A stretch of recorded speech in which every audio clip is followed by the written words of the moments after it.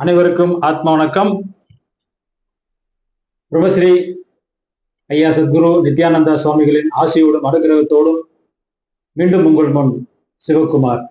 இன்னைக்கு நம்ம ஒரு முக்கியமான விஷயம் என்ன பார்க்க போறோம் அப்படின்னா, கடவுள் வணக்கம், கடவுள் வழிபாடு இதெல்லாம் மனிதனுக்கு ஏன் அவசியமாக இருக்கிறது. சுருக்கமா சொல்ல போனா, கடவுள் வழிபாடு மனிதனுக்கு ஏன் அவசியப்படுகிறது, இந்த கடவுள் வழிபாட்டினால் என்ன நன்மை உண்டாகிறது அல்லது என்ன தீமை உண்டாகிறது. ஏன்னா ரெண்டு பக்கமும் இருக்கு இல்லையா. நன்மை அப்படின்னா அங்க ஒரு தீமையும் ஒண்ணு எப்பயுமே இருக்கும். இப்ப அந்த கடவுள் வழிபாட்டுல கோவில் குளத்துக்கு போற ஒரு கடவுள் வழிபாட்டுல பல நன்மைகளும் உண்டு, அதுக்கு பின்னால சில தீமையான செயல்களும் உண்டு. அங்க நம்மளை ஏமாத்துற ஒரு தன்மையும் அங்க இருந்துகிட்டு தான் இருக்குது. எல்லா மதத்திலையும் இது இருக்குது. ஏமாத்துற ஒரு நிலை அங்க இருக்குது வழிபாட்டு தளத்திலேயே. அது நம்மளுடைய இந்து மதமாகட்டும், முஸ்லீம், இஸ்லாம் எல்லாத்துலயுமே ஏமாற்றுகிற குருமார்கள் எல்லா இடத்துலயுமே இருக்கிறாங்க. அப்ப அது ஒரு தீமையாகவும் போயிட்டு இருக்குது. வழிபாட்டு உண்மையான வழிபாடு அப்படிங்கிறது நன்மையாகவும் போயிட்டு இருக்குது. இப்ப இத நம்ம எப்படி பார்க்கிறோம் அப்படின்னா, கடவுள் வழிபாடு அடிப்படையில் எதுக்காக, கடவுள் ஒரு கடவுள் அப்படின்னு ஒண்ணு இருக்கா? இந்த கேள்வி பல பேரை கடவுள் வழிபாட்டுல இருக்கிறவங்களுக்கே இந்த கேள்வி வந்துருது. கடவுள்னு ஒண்ணு இருக்கா, அப்படி ஒண்ணு இருக்கா அப்படி நம்ம இருந்ததுன்னா நம்ம ஏன் நம்ம நினைக்கிறதெல்லாம் நடக்க மாட்டேங்குது. நம்ம போய் கோயில்ல போய் வேண்டுறோமே, வேண்டும் போது நம்மளுடைய வேண்டுதல் உடனே ஏன் நடக்க மாட்டேங்குது. இன்னும் சில பேர் பல பேர் நம்ம கண்ணு முன்னாடியே நல்லா இருக்கிறாங்க, சுகமா வாழ்றாங்க, சுபிச்சமா இருக்கிறாங்க, நம்ம மட்டும் ஏன் கஷ்டப்படுறோம், துன்பப்படுறோம் அப்படின்ற கேள்வி அவங்களுக்குள்ள இந்த கஷ்டம், துன்பம், தோல்வி, துக்கம் இதெல்லாம் வர்றவங்களுக்கு இந்த கேள்வி கூடவே வந்துகிட்டே இருக்கும். அப்ப கடவுள் ஒண்ணு இருக்கா இல்லையா, கடவுள்னு இருந்தா நான் ஏன் கஷ்டப்படுறேன், இன்னொருத்தவங்க ஏன் நல்லா இருக்கிறாங்க அப்படின்ற கேள்வி தொடர்ந்து இது பரம்பரையாவே இந்த கேள்வி வந்துகிட்டே இருக்கு. இதுக்கு அடிப்படை காரணம் என்ன, ஏன் இந்த கேள்வி வருது அப்படின்னு பார்த்தோம்னா, ஆதி காலத்தொட்டு இன்று வரை மனிதர்களுக்கு கடவுள் அப்படின்றது புரியவே இல்லை. கடவுள்ன்ற ஒரு கான்செப்ட் அது என்ன என்ன தன்மையில் இருக்குது அப்படின்னு புரியல. இது எல்லா மதத்துக்காரங்களும் சாத்தியம். எந்த மதத்துக்காரங்களாவது கடவுள் இப்படிதான் இருக்கு அப்படின்னு சொல்ல முடியுமா அப்படின்னா சொல்ல முடியாது.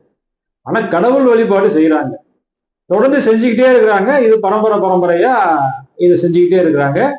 கடவுள் வழிபாடு அல்லது பக்தி அப்படிங்கிறது பாத்தீங்கன்னா மனிதனுக்கு ஒரு இயற்கையான உணர்வு இயற்கையிலே அந்த உணர்வு அவனுக்கு வந்துடும். அவனுக்கு எப்படி வருது அப்படின்னா, அவனுக்கு கடவுளே அவன் வணங்க விட்டால் கூட, கடவுள் நம்பிக்கை இல்லாவிட்டால் கூட அவனுக்கு ஒரு எது மேலேயாவது அன்பு செலுத்தணும் அப்படின்ற அந்த எண்ணம் வந்துடும். குறைஞ்சபட்சம் தன்னுடைய மகன் மேலேயோ மகள் மேலேயோ அல்லது பேரன் பேத்தி, அது வரைக்கும் மகன் மகள் மேல பாசம் இல்லைன்னா கூட வயசான காலத்துல பேரன் பேத்தி மேல ஆசைகள் வந்துடும், அவன் மேல பாசம் வந்துடும், அவங்க மேல ஒரு ஈர்ப்பு வந்துடும். அதைத்தான் பக்தியா, அதைத்தான் பக்தி, வேற ஒண்ணும் கிடையாது. இப்ப இதை எடுத்துட்டு போய் கண்ணுக்கே தெரியாத ஒரு பொருள் மேல நம்ம செலுத்தணும் அப்படின்றதுதான் கான்செப்ட். ஏன்னா மகன் மகள் மேல பேரன் பேத்தி மேல இந்த பக்தியை வச்சோம் அப்படின்னா இது பிரயோஜனமே கிடையாது. நாளைக்கு இது உங்களை கரை சேர்க்குமா, கடை தேற்றுமா அப்படின்றது எந்த ஒரு நிச்சயமும் கிடையாது. இன்னும் பல தாத்தாமார்களுக்கு பேரன் பேத்தியின் மேல அதீதமான ஒரு பற்று பாசம் வந்து விடுகிறது. இதற்கு காரணம் என்ன அப்படின்னா, அடிப்படையிலேயே அவருக்கு அவரு நிறைய கோயில் குளத்துக்குலாம் போயிருப்பார், கோயில் குளம் போயிருப்பாரு, ஊர் சுத்தி இருப்பாரு, காடு மலை எல்லாம் சுத்தி இருப்பாரு. ஆனா கடைசி வரைக்கும் அவரால் கடவுளை கண்டுபிடிக்கவே முடியல. அப்படி கண்டுபிடிக்கவே முடியாததால என்ன பண்றாரு, அந்த பக்தி மேல அவருக்கு போர் அடிச்சு அதே பக்தி அதே பாசம் பேரம்பேத்தி மேல வந்தது. இப்ப இந்த பேரம்பேத்தி மேல வந்துட்டதால இந்த பேரம்பேத்திகள் இவரை ஒரு உயர்ந்த நிலைக்கு எடுத்துட்டு போவாங்களா இல்ல அவரை கடை சேர்ப்பாங்களான்னா அதுவும் கிடையாது. பல தாத்தாமார்கள் மரணத்துக்கு நான் போயிருக்கிறேன். இந்த பேரம்பேத்தியெல்லாம் அங்க கோழி விளையாடிட்டு இருப்பாங்க. அவங்க எடுத்துட்டு அந்த அந்த ஒரு ஊதுபத்தியை வச்சு சுத்த சொல்லுவாங்க. அதுக்கு பேர் ஏதோ ஒன்று சொல்லுவாங்க, எனக்கு சரியா ஞாபகம் இல்லை. அது அவங்க பேரம்பேத்தியை செய்யக்கூடிய ஒரு சடங்கு அது. அந்த பேரம்பேத்தி செய்யக்கூடிய சடங்கு கூட அவன் செத்து போயிட்டானே, தாத்தா செத்து போயிட்டாருன்னு பக்கத்துல உட்கார மாட்டான் எந்த பேரம்பேத்தியும். அவன் எங்கெங்கயோ விளையாடிட்டு இருப்பான். அவனுக்கு தெரியாது தாத்தா செத்து போயிட்டாருன்ற கூட தெரியாது. ஆனா அந்த தாத்தா அந்த பேரன் மேல உயிரே வச்சிருப்பாரு. ஆனா அந்த பேரனுக்கு அது தெரியாது. இதுதான் இருக்கக்கூடிய ஒரு ஒரு நிலை. இந்த நிலையத்தான் நம்ம வந்து பரம்பரையா நம்ம வந்து இத வந்து எடுத்துட்டு போயிட்டே இருக்கிறோம். இது வந்து இந்த நிலையை மாற்ற வேண்டும் அப்படிங்கிறது தான் ஞானிகளுடைய ஒரு கோரிக்கையா இருக்குது. இப்ப வந்து இந்த உலகத்தையே வந்து ஒரு பண்பாட்டு சின்னமாக மாற்றியது யார்? அரசாங்கம் மாற்றியதா? அரசர்கள் மாற்றினார்களா? அல்லது புலவர்கள் மாற்றினார்களா? கவிஞர்கள் மாற்றினார்களா? கிடையவே கிடையாது. எல்லா காலகட்டத்திலேயும் ஞானிகள் தான் வழி நடத்திட்டு இருக்கிறாங்க இந்த உலகத்தையே. ஞானிகள் அப்படின்னு இல்ல வரல, இந்த உலகத்துக்கு வரல அப்படின்னா நம்மளுடைய இந்த உலகம் காட்டு மிராண்டி உலகமா தான் இருந்திருக்க முடியும். வெறுமனே வந்து அரசாங்கம் வந்து ஒரு மனிதனை வந்து பண்படுத்திட முடியாது, வழிநடத்திட முடியாது. கடுமையான சட்டங்கள் இருந்தா அந்த சட்டங்களுக்கு பயந்து வேணா அவன் வந்து தன்னை வந்து கட்டுப்படுத்திக்குவானே தவிர, அவனே தன்னை கட்டுப்படுத்துகின்ற ஆற்றல் அவனுக்கு வந்து எங்கிருந்து வருது அப்படின்னா ஆன்மீகத்தில இருந்து தான் வருது, அல்லது பக்தியில இருந்து வருது. இப்ப இந்த கடவுள் வழிபாட்டால நமக்கு என்ன நன்மை உண்டாகிறது அப்படின்னு பாத்தீங்கன்னா, கடவுள் வழிபாட்டால ஒரு நன்மையும் கிடையாது. ஆனா அந்த கடவுள் நம்பிக்கையால பல நன்மைகள் நடக்குது. என்ன நன்மை நடக்குது அப்படின்னா, ஒருத்தர் வந்து அதீதமான பக்தியில போறாரு அப்படின்னா அவர் வந்து சமூக குற்றங்கள் செய்ய மாட்டார். சமூக குற்றங்கள்ல இருந்து கொஞ்சம் ஓரளவுக்கு தன்னை வந்து ஒதுக்கி வைக்கிறதுக்கு முயற்சி செய்வார். இதுதான் அடிப்படை காரணம். என்னன்னா ஒரு மனிதன் ஏன் துன்பப்படுறான், ஒருத்தன் நல்லா இருக்கிறான், ஒருத்தன் ஏன் துன்பப்படுறான்னா அடிப்படை காரணம் அங்க வந்து பக்தி இல்லாத போயிடுச்சு. அந்த பரம்பரைக்கே சரியான பக்தி இல்லை அப்படின்னா இவனுடைய பூர்வ ஜென்மங்கள்ல பல ஜென்மங்கள்ல பக்தி அவனுக்கு இருந்திருக்காது. அப்படி பக்தி இல்லாததால பல தவறான செயல்கள் செய்து அதன் மூலமாக கர்ம வினையை உருவாக்கி வச்சிருப்பான். இப்படி பல கர்ம வினைகள் அவனுக்கு உள்ள பக்தி இல்லாதால உருவாக்கி வச்சதால அவன் வந்து பின்னால வந்து அவனுக்கு எந்த நன்மையுமே அவன் செய்யாததால, அவனுடைய முன்னோர்களும் செய்யாததால படுபாதாளத்துல வந்து படு கஷ்டங்களை வந்து அவன் வந்து அனுபவிச்சுட்டே போறான். இதுதான் இதுக்குள்ள இருக்கக்கூடிய அடிப்படை காரணம், உண்மை இது. இந்த பக்தியை வந்து நாம தொடர்ந்து வந்து செய்யணும். எப்படி செய்யணும் அப்படின்னா, ஏதோ ஒரு நாளைக்கு போறோம், பிக்னிக் மாதிரி குழந்தைய கூட்டிட்டு போறோம், மனைவியை கூட்டிட்டு போறோம், அப்படி இருக்கக்கூடாது. பக்தின்றது ஒரு தொடர்ச்சியா இருக்கும். தொடர்ச்சியானா வாரத்துல ஒரு நாளாவது இந்த ஒரு நாளை ஒதுக்கி நான் கோவிலுக்கு போவேன், இந்த ஒரு நாளை ஒதுக்கி நான் வந்து வழிபாடு செய்வேன் அப்படின்னு இருக்கணும். அந்த ஒரு நாள் போயிட்டு வந்ததுக்கு அப்புறம் அதோட அதை மறந்துடாம அது நினைவாவே இருக்கும். அந்த சுவாமி மேல நீங்க எந்த சுவாமி மேல வேணாலும் பக்தியா இருக்க தவறு இல்லை, அந்த சுவாமி மேல நீங்க பக்தியா இருக்கணும், நல்ல ஒரு நம்பிக்கையோட இருக்கணும். அப்படி இருக்கும் பட்சத்துல பாவ புண்ணியம் அப்படின்ற ஒரு விஷயத்துக்குள்ள நீங்க போக மாட்டீங்க. இப்ப இந்த பாவ புண்ணியம் அப்படின்ற பாவம் புண்ணியம் கூட கிடையாது, பாவம் நல்வினை தீவினை தான். நல்வினை தீவினை தான். இப்ப சராசரி மனுஷனுக்கு நல்வினை தீவினையை தான் சொல்லிக் கொடுக்க முடியும். புண்ணிய செயலுக்கு அவனை வந்து உடனே ஈடுபடுத்திட முடியாது. புண்ணிய செயல்ன்றது வேற உயர்ந்த செயல். அது அறம். ஒரு மனிதனுக்குள்ள அறம் அப்படின்ற ஒரு விஷயம் அவனுக்குள்ள வந்துட்டதுக்கு அப்புறம் தான் அந்த புண்ணிய செயலையை அவனால செய்ய முடியும். அப்ப இந்த முதல்ல அவனுக்கு போதிக்க வேண்டியது நல்வினை தீவினை. இந்த நல்வினை தீவினையால தான் ஒரு மனிதன் துன்பத்திலேயே கிடக்குறான், துன்பத்திலேயே வாழறான், துன்பத்திலேயே இருக்கிறான். இந்த நல்வினை தீவினையை புரிய வைக்கிறதுக்காக தான் கடவுள் பக்தி, வேற ஒண்ணுமே கிடையாதுங்க ஐயா. கடவுள் பக்தின்றது எதுக்காகன்னா நல்வினை தீவினைன்னு ஒண்ணு இருக்குது நமக்குள்ளவே. நம்ம செய்யற எல்லா விதமான செயல்களுக்கும் ஒரு ரெக்கார்ட் ஆகுது. அப்ப நம்ம செயல்களை வந்து விழிப்புணர்வோட செய்யணும், நம்ம செயல்களை புரிஞ்சு செய்யணும், நம்ம ஒரு செயலையும் பார்த்து செய்யணும். அப்படி ஒரு செயலை மட்டும் பார்த்து செய்யறது மட்டும் இல்ல, பேசுறது, நம்ம ஒருத்தருடைய அணுகிறது எல்லாமே மாறணும். நமக்குள்ள ஒரு பக்குவ நிலைக்கு வரணும். அந்த நிலைக்கு வந்துட்டோம் அப்படின்னா நாம வந்து இந்த பாவ காரியங்கள் செய்யாம இருந்தோம்னா நமக்கு வந்து இந்த மாதிரியான வினைகள் நம்மள அண்டாது. அடிப்படையா கடவுள் பக்தியை கொண்டு வந்ததுக்கு காரணமே உலகத்துக்கே அறிமுகப்படுத்தியவங்க இந்த ஞானிகள் தான். அது இந்த ஞானி அந்த ஞானி எல்லாம் கிடையாது. எங்க ஊர் ஞானியா, உங்க ஊர் ஞானியா, இயேசு ஒரு ஞானிங்க, நபிகள் நாயகம் ஒரு ஞானிங்க, நம்ம ஊர்ல திருமூலர் ஏகப்பட்ட ஞானிங்க, திருமூலர், போகர், அகத்தியர் ஏகப்பட்ட ஞானிங்க நம்ம ஊர்ல.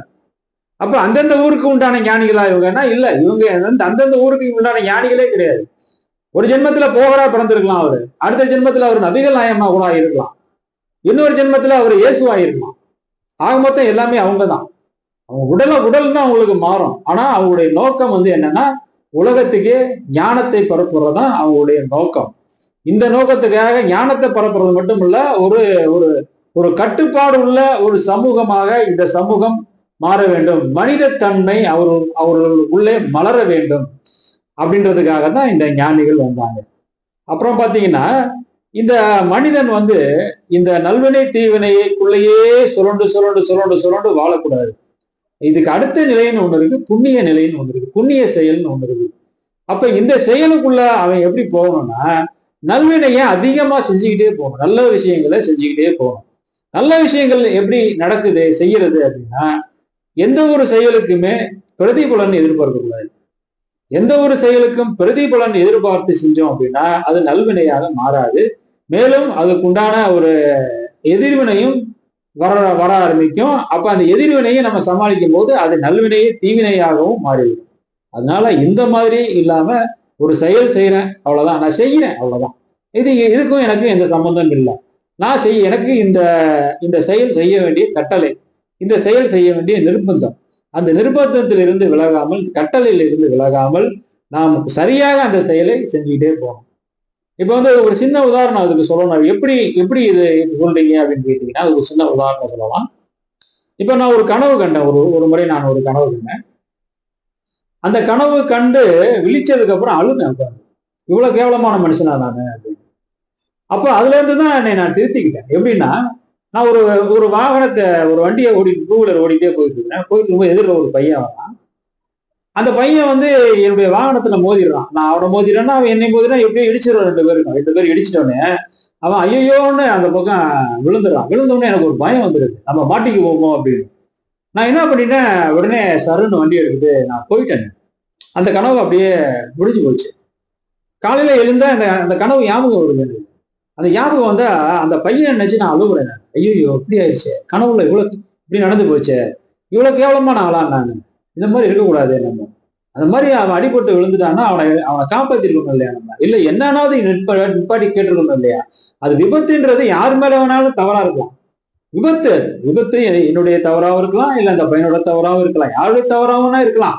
ஆனா விபத்து நடந்துருச்சு, அந்த இடத்துல அதுக்குண்டான பொறுப்பை நாம தான் ஏத்துக்கணும். அதை விட்டுட்டு அடிச்சு போட்டு போயிட்டு இருக்கக்கூடாது. இதுதான் வந்து ஒரு மனிதன் வந்து அடிச்சு போட்டு போயிட்டீங்க அப்படின்னா இது நாளைக்கு உங்களுக்கு நடக்கும். இதுதான் வினைன்னு சொல்றது. இது நாளைக்கு உங்களுக்கு நடக்கும்போது என்ன ஆகும், நீங்க உங்களை அவன் நம்பர் நீங்க இன்னொருத்தரை திட்டிட்டு இருக்கீங்க. இது வந்து தொடர்ச்சியா வரக்கூடாது அப்படின்னா அங்கேயே அந்த விஷயத்த முடிக்கும். அதுக்கு கொஞ்சம் நேரம் செலவானாலும் பரவாயில்ல அப்படின்னு சொல்லி நீங்க அந்த நேரத்தை ஒதுக்கிட்டு அதுக்கு செய்யும் போது அந்த வினை அதோடு தீர்ந்து போகிறது. அது இப்படி ஆயிடுமோ அப்படி ஆயிடுமோ, எங்கேயோ பிடிச்சிட்டா நம்மளை யாராவது அடிச்சுட்டு போகணும், பரவாயில்ல, அடி வாங்குங்க, பரவாயில்ல, அடி வாங்கினீங்கன்னா உங்க பாவம் குறையும், உங்களுடைய வினை போகும். அப்ப அந்த இடத்துல நீங்க தப்பிக்கிறீங்க பாருங்களா, அந்த இடத்துல நம்ம தப்பிக்கிறோம். நீங்கன்னு சொல்லக்கூடாது, நம்ம என்னையும் சேர்த்தே சொல்றேன். அப்ப அந்த இடத்துல இருந்து நாம தப்பிக்கிறோம் பாத்தீங்களா. இதுதான் அந்தந்த இடத்துல வந்து அந்தந்த வேலையை நாம நம்மளுடைய எந்தவித பிரதிபலனையும் எதிர்பார்க்காம அதை நம்ம செய்யணும். இப்படி ஒரு செயலையும் நாம பார்த்து செஞ்சுக்கிட்டே போகும்போது நமக்கு வந்து தீவினைகள் அண்டாது. இப்படி தீவினைகளே இல்லாத நல்வினைகளையே செஞ்சுட்டு வாழ்க்கையை வாழும் போது, ஆனா இந்த மாதிரி வாழ்க்கையில கொஞ்சம் கஷ்டம்தான், இந்த மாதிரி வாழ்க்கையை வாழ்றது கொஞ்சம் கஷ்டம்தான். ஆனா கஷ்டப்பட்டு பல்ல கடிச்சுக்கிட்டு இந்த வாழ்க்கையை நம்ம வாழ்ந்துட்டோம் அப்படின்னா அதுக்கப்புறம் பாத்தீங்கன்னா தீவினை இருக்காது, நல்வினை இருக்கும். இப்ப இந்த நல்வினை ஓவர் ஃப்ளோ ஆகி அதிகமாகி என்ன ஆகும்னா அதுவே உங்களை வந்து புண்ணிய செயலுக்கு குறிப்பு. இதுதான் இதுக்குள்ள இருக்கக்கூடிய சூட்சமம். அப்ப புண்ணிய செயலுக்கு எடுத்தெடுப்புலயே நம்ம வந்து போக முடியாது, இது கடினம். ஏன்னா புண்ணிய செயல்ன்றது அது இறைவன் செயல். ஏன்னா இறைவனை வந்து புண்ணியனேன்னு சொல்லி மாணிக்கவாசகர் சொல்லுவார். ஏன்னா புண்ணியன் அப்படின்றது பாத்தீங்கன்னா அது இறைவன் மட்டும்தான், மனுஷன் எல்லாம் புண்ணியன் ஆக முடியாது. புண்ணியன் ஆகணும்னா இறை நிலைக்குள்ள போகணும். அப்ப இறைநிலைக்குள்ள ஒரு மனிதன் போகணும்னா அவன் நிறைய நல்வினையை உருவாக்கி வச்சிருக்கணும். அதுக்காகத்தான் வந்து அன்னதானம் போடுங்க சொல்றது. அன்னதானம் போட முடியாட்டியும் பரவாயில்ல, அந்த அன்னதானம் போடுற இடத்துல போய் சப்ளைவாது பண்ணுங்க, சாப்பாடு போடுங்க, சாப்பாடு எடுத்தாவது கொடுங்கன்னு சொல்றது. அப்படி இல்லைன்னா யாராவது வழி தெரியலன்னா அவங்களுக்கு வழி காட்டுறது. இப்படி உங்களால முடிஞ்ச வரைக்கும் நல்ல விஷயங்களை செஞ்சுக்கிட்டே வர, அப்படி செஞ்சுக்கிட்டே வர வர வர வர அந்த நல்வினை என்ன ஆகுது, அதுவே அதிகமாகி 2 பாத்திரம் வச்சுங்களேன், 2 பாத்திரத்துல நல்வினையா போட்டு வைக்கிறோம், ஒண்ணு தீவினையா போட்டு வைக்கிறோம். அப்ப ரெண்டும் சமமா ஆயிடக்கூடாது, நல்வினை தீவினை சமமா ஆகக்கூடாது. அப்ப ரெண்டும் சமமா இருந்ததுன்னா என்ன ஆகும்னா திருப்பி திருப்பி திருப்பி திருப்பி நம்ம இதுக்குள்ளவே பிறந்து பிறந்து பிறந்து பிறந்து அந்த அந்த அந்த ஒரு நடுத்தர வாழ்க்கையவே தான் வாழ வேண்டியதா இருக்கும். மேலேயும் போக முடியாது, கீழேயும் போக முடியாது. இதைத்தான் நம்ம எல்லாரும் வாழ்ந்துட்டு இருக்கிறோம். சில நேரங்கள் நல்லது செய்யறோம், சில நேரங்களில் கெட்டது செய்யறோம். எப்ப நல்லது செய்யறோம், எப்ப கெட்டது செய்யறோம்ன்றது நமக்கே தெரிய மாட்டேங்குது. அப்ப இதை புரிஞ்சு செய்யணும், இவ்வளவுதான் விஷயம். இந்த நல்வினை தீவினையை மட்டுமே அடிப்படையாக கொண்டு வாழ்கின்ற சமூகங்கள் எல்லாம் உண்டு நம்ம நாட்டில். ஒரு குறிப்பிட்ட சமூகம் அவங்களுக்கு கடவுள் பக்தியை விட இந்த நல்வினை தீவினை தான் அதிகமா பார்ப்போம். ஐயோ இதை செஞ்சா தப்பு, அதையும் அது செஞ்சா சரி அப்படின்னு அவன் ஒன்னொன்னே உணர்ந்து உணர்ந்து செய்வான். அப்படி அவன் உணர்ந்து செய்யறதால பாத்தீங்கன்னா அவன் பரம்பரையே பாத்தீங்கன்னா சுபிச்சமா இருக்கும், ஒரு பிரச்சனையும் வராது. அதாவது ஏழையா இருந்தாலும் கூட அவன் பாட்டுக்கு அமைதியா வாழ்வான். அப்ப அவனுக்கு வாழ்க்கை பணக்காரனா இருக்கிறதுன்றது பிரச்சனை, பெரிய விஷயம் கிடையாது. நல்வினை தீவினைக்குள்ள மாட்டிக்காம அவன் ஒரு ஒரு ஒரு நிலையான ஒரு வாழ்க்கை அவன் வாழ முடியும், அமைதியான ஒரு வாழ்க்கை வாழ முடியும். வாழ்க்கை அப்படின்றது பாத்தீங்கன்னா அமைதியில தான் இருக்கு. ஆரவாரத்திலேயோ ஆடம்பரத்திலேயோ வாழ்க்கை கிடையாது. அந்த வாழ்க்கையெல்லாம் பாத்தீங்கன்னா போர் அடிச்சிடும். நீங்க பெரிய பணக்காரன் ஆயிட்டீங்க, திடீர்னு பெரிய பணக்காரன் ஆயிட்டீங்க, காரு பங்களான்னு உங்களுக்கு வந்துருச்சு அதிர்ஷ்டத்தின் மூலமாக. ஆனா அந்த அதிர்ஷ்டத்தின் மூலமாக வந்த காரு பங்களாலாம் கொஞ்ச நாளைக்கு அது சந்தோஷம், புதுசா கிடைக்கல, எல்லாமே புதுசா கிடைச்சது, அதெல்லாம் கொஞ்சம் சந்தோஷமா இருக்கும். அப்புறம் போக போக கொஞ்ச நாள் ஆச்சுன்னா அதே உங்களுக்கு போர் அடிக்க ஆரம்பிச்சிடும். அப்ப அதுக்கு மேல என்ன இருக்கு, அதுக்கு மேல என்ன இருக்குன்ற ஒரு தேடல் மனசுக்குள்ளேயே வந்துடும். அப்ப அதுக்கு மேல என்ன இருக்குன்னு வெளியில தேடாம அதுக்கு உள்ள என்ன இருக்கு, நமக்குள்ள என்ன இருக்கு, அப்ப இந்த அமைதியை நாம எப்படி இழுத்து பிடிக்கிறது, கடைபிடிக்கிறது, இழுத்த தக்க வச்சுக்கிறது அப்படின்ற ஒரு ஒரு சூட்சமத்தை நம்ம கண்டறியணும். அருணகிரிநாதர் அழகா ஒரு பாடல்ல சொல்லுவார், அபகார நிந்தை பட்டுழலாரே, அறியாத வஞ்சரை குறியாரே அப்படின்றாரு. ஏன் இந்த வார்த்தையை சொல்றாரு? இப்ப நம்ம இவ்வளவு நேரம் பேசுனதுக்கும் இந்த பாடலுக்கும் ஒரு தொடர்பு உண்டு. என்ன அப்படின்னா, ஏற்கனவே அபகார நிந்தை பட்டுழலாரே அப்படின்றாரு முதல் வார்த்தை. அதாவது தினம் தினம் தினம் தினம் தினம் பட்டு பட்டு பட்டு உழண்டுகிட்டே இருக்கிற, கஷ்டத்திலேயே உழல்ற. ஆனா கஷ்டத்திலேயே உழண்டாலும் நீ என்ன செய்யறேன்னா, எவன்டா மாட்டுவான், எவன்டா ஏமாந்தா இருக்கான், அவனா ஏமாத்தலாம்னு அலையிற. அப்ப அபகார நிந்தை பட்டுழலாரே, அறியாத வஞ்சரை குறியாரே, அவனையே நீ குறி வச்சுட்டு இருக்கிற. அப்ப என்ன ஆவ நீன்னா மேலும் மேலும் மேலும் மேலும் துன்பத்துக்கு நீ ஆளாகிக்கிட்டே இருப்ப. இப்படியான ஒரு வாழ்க்கையை நம்ம வாழும்போது எங்கிருந்து நமக்கு வாழ்க்கை சுபிச்சமா இருக்கும், எங்க நமக்கு ஆனந்தமா இருக்கும் சொல்லுங்க பார்க்கலாம். முதல்ல அதுக்கு அப்புறம் நமக்கு கடவுள் அப்படின்ற ஒரு விஷயமே கூட கண்ணுக்கு தெரியாம போகுதாங்க அந்த மாதிரியான மனிதர்களுக்கு. அதனால அந்த மாதிரி போகாம அதுக்கு அடுத்த வார்த்தை என்ன சொல்றாரு, இது சரி எப்படிப்பா வாழ்றது அப்படின்ற ஒரு கேள்வி திருப்பி நம்ம கிட்ட கேட்டோம்னா, உபதேச மந்திர பொருளாலே உன நான் நினைந்துருக பெறுவேணும் அப்படின்றாரு. இப்படிதான் வாழணும், இறைவனுடைய நினைப்போடைய வாழணும். அப்ப இறைவனுடைய நினைப்போடைய வாழும்போது இங்க என்ன ஆகுது அப்படின்னா, இந்த பாவம் புண்ணியன்ற ஐயோ இதை செஞ்சா பாவம், அது பாவம், அவன்கிட்ட இப்படி எல்லாம் பண்ணக்கூடாது அப்படின்ற அந்த எண்ணம் வருது பாத்தீங்களா. ஒரு ஒரு வியாபாரம் பண்றோம், அநியாயத்துக்கு நம்ம லாபம் வைக்க மாட்டோம். நமக்கு இந்த இவ்வளவு தேவை இருக்குது, இவ்வளவு வாடகை இருக்குது, இவ்வளவு லேபர் இருக்கு, இவ்வளவு செலவாகுது, இது போக நமக்கு இவ்வளவு கிடைச்சா போதும் அப்படின்னு நினைச்சு அந்த ஒரு வியாபாரத்தை செய்யணும். அந்த வியாபாரத்துக்கு அந்த லாபத்தையும் வைக்கணும். அதை விட்டு ஒரு 10 ரூபாய்க்கு வாங்கின பொருளை 100 ரூபாய்க்கு விற்கிறாங்க. இன்னைக்கு நிலைமை அப்படிதான் இருக்குது. இப்படி வித்தா எங்க இருந்து உங்களுக்கு நல்வினை உருவாகும்? வேற பேத்திகளுக்கு நிறைய சம்பாதிச்சு சேர்த்து வைக்கலாம், இந்த மாதிரி எல்லாம் சம்பாதிச்சு. ஆனா ஒரு புண்ணியமே இல்லாம சேர்த்து வைக்கிற பணம் அதை அவன் அனுபவிக்கும் போது அவன் அதை முழுமையா அதை அனுபவிக்க முடியும்னு நீங்க நினைக்கிறீங்களா? முடியாது. பணம் செலவுக்கு தான் உதவுமே தவிர புண்ணியத்துக்கு உதவாது. அப்ப ஒரு ஒரு ஒரு பணமும் அந்த பணத்துல சேர்த்து வைக்கிறீங்க, அவன் சுகமா வாழணும் அப்படின்னா அது கூட சேர்த்து கொஞ்சம் நல்வினையும் இருக்கணும், நன்மையும் நல்லது செஞ்சிருக்கணும். அப்பதான் அந்த அந்த பணம் அவனுக்கு பிரயோஜனமா போகும். இல்லாட்டினா அது துன்பத்துலதான் முடியும். அதனால கடவுள் வழிபாடுன்றது வெறுமனே போய் கும்பிட்டுட்டு வர்றது நம்ம வேலை இல்லை. அது மேல ஒரு நம்பிக்கையும் அது மேல ஆழமான ஒரு பக்தியையும் வளர்த்துக்கிட்டோம் அப்படின்னா நமக்கு நம்மளுடைய மனமாற்றம் தான் நம்மளுடைய வாழ்க்கைக்கு ஒரு சுபிட்சமான பாதையை உருவாக்கி கொடுக்கும் அப்படிங்கிறது என்னுடைய ஒரு ஒரு முடிவான நம்பிக்கை. நன்றி. ஆத்மா வணக்கம்.